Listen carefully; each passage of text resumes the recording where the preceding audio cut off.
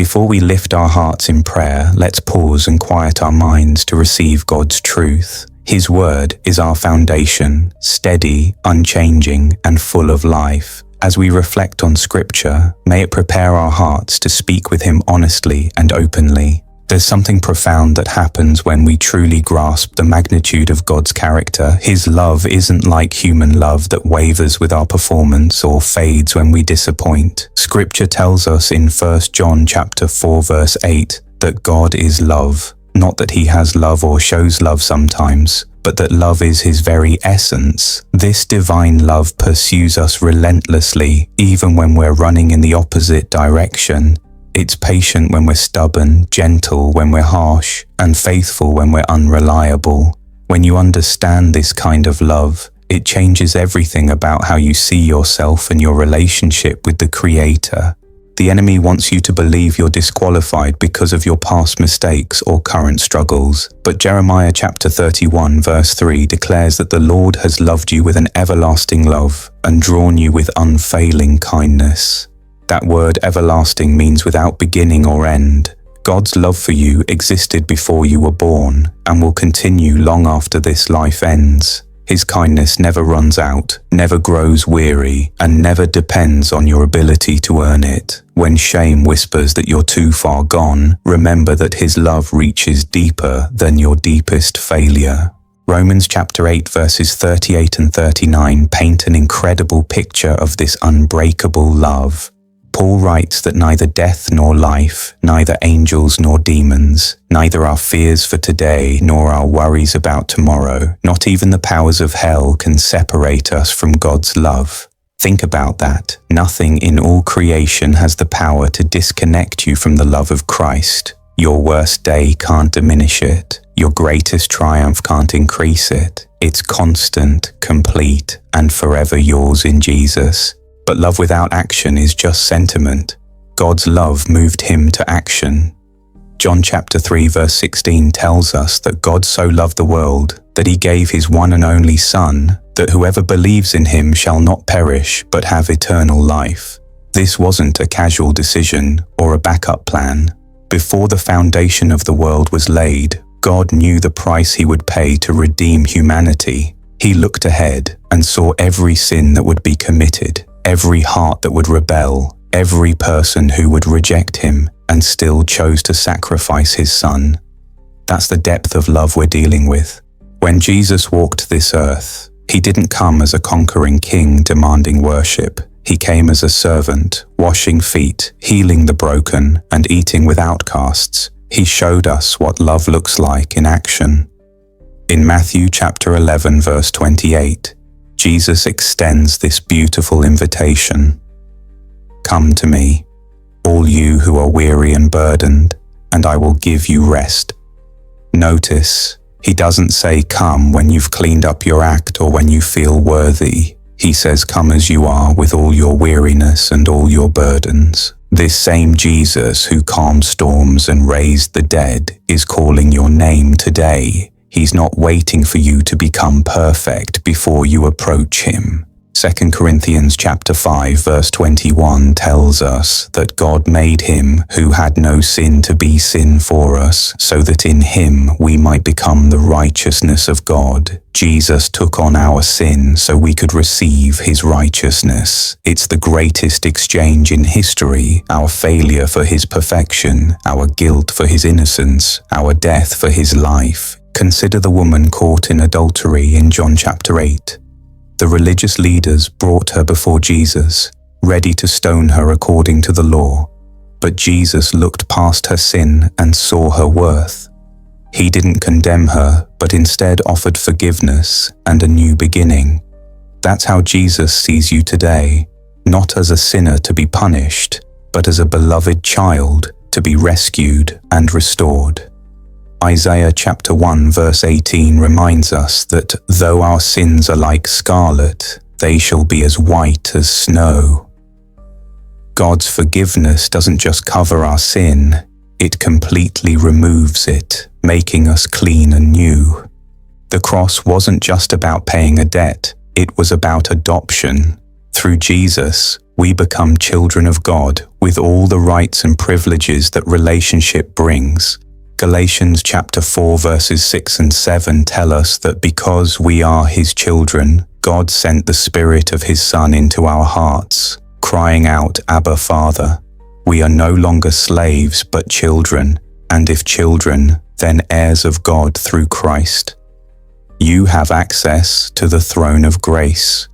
You can approach God with confidence, knowing He delights in your presence and eagerly listens to your prayers. Let's pray. Father God, we come before You with hearts full of gratitude and wonder. Thank You for loving us before we ever thought to love You back. Thank You for seeing worth in us when we couldn't see it in ourselves. Your love isn't earned by our good behavior or lost by our failures. It's steady, sure, and more reliable than the sunrise. We confess that we don't always live like we believe this truth. Sometimes we act as if we have to work for Your approval or as if You're disappointed in us. Forgive us for doubting the very foundation of our faith, that You are good and Your love endures forever. Lord Jesus, thank You for leaving heaven's glory to walk among us. Thank You for experiencing every temptation we face, yet never sinning. Thank You for the sleepless nights, the agonizing prayers, the betrayal by friends, and ultimately the cross where You bore the weight of all our sin. We can't fully comprehend what You endured, but we receive it with grateful hearts. Because of Your sacrifice, we don't have to live under condemnation. Because of Your resurrection, we have hope that death is not the end. Thank You for the gift of salvation that cost You everything, but is freely given to us. Thank You for the blood that was shed to cleanse us from all unrighteousness. Thank You for the empty tomb that proved sin and death have no power over those who belong to You. We worship You not just for what You've done, but for who You are, the Alpha and Omega, the beginning and the end, the King of Kings and Lord of Lords. Holy Spirit, we invite You to fill every corner of our hearts today. Where there is fear, bring Your peace. Where there is confusion, bring Your clarity. Where there is doubt, strengthen our faith. Help us to walk in step with You, sensitive to Your leading and quick to obey Your promptings. Teach us to pray, to worship, and to love others the way Jesus loves us.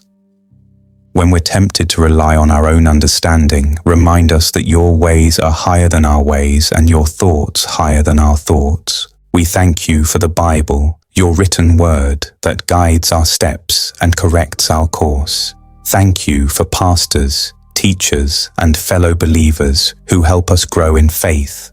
Thank You for answered prayers and for prayers still being answered in Your perfect timing. We acknowledge that You're working even when we can't see it, orchestrating circumstances for our good and Your glory. Help us to trust Your timing when answers seem delayed and to rest in Your sovereignty when life doesn't make sense. God, we lift up every person who feels forgotten or overlooked today. Remind them that You know their name, You see their tears, and You have not abandoned them.